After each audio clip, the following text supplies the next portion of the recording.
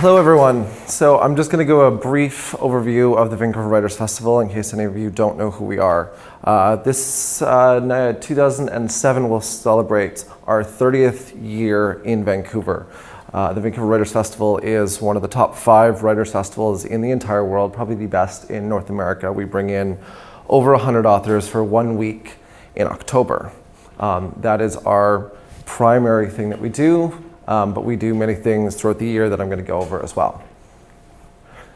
So our mission isn't just to bring writers to Vancouver so you can meet Jan Martel and have him sign your book. Our mission is to change people's lives in our community as they engage in intellectual and important conversations with writers and thinkers that are relevant to the community.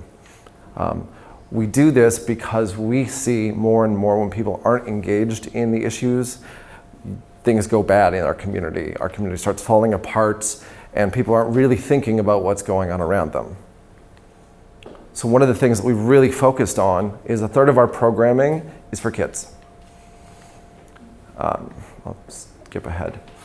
We do 1/3 of our programming during our festival is entirely for school groups at a very reduced cost so that every school can come to our festival, not just St. George and Little Flower, but we want to make sure that Britannia and everyone can come down to our festival. So we make it incredibly accessible. And a lot of authors, we bring in a lot of young adult authors, and we even bring in authors that like Romeo Dallaire and have them really inspire kids. This year, we also do one thing called school visits, where we do, in the spring and the fall, we take writers and we put them in schools and they go over really interesting conversations.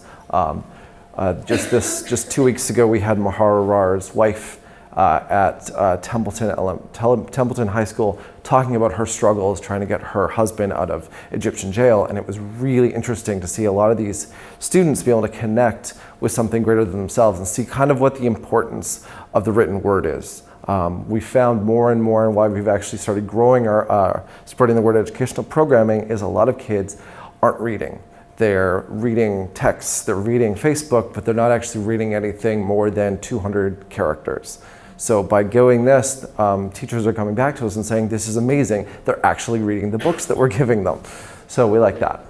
Our second is Insight. It's a spring reading series that happens actually right next door at the VPL for 3 months. It's free. We make it so that it's accessible to the entire community. During the festival, it's paid tickets, just because we do need to actually be able to fund ourselves. But we do Insight specifically to make sure that we can have the whole community engaged in these important conversations. So what do we need? What we need is a lot of festival volunteers. We have over 500 volunteers in that 1 week. We take over Granville Island, and we are going from about 7 a.m. till midnight every day.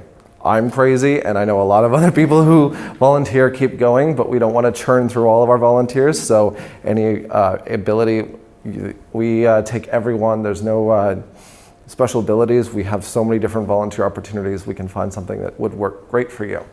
Throughout the year, we're looking for board committees. We need people, especially finance people, to help us with our finance committee. Our fundraising committee, which I run because I'm our development director, specifically looking at events throughout the city, events that will fundraise money or just different connections. And lastly, we do a whiskey tasting festival in March called A Dram Come True that most of you probably never heard of.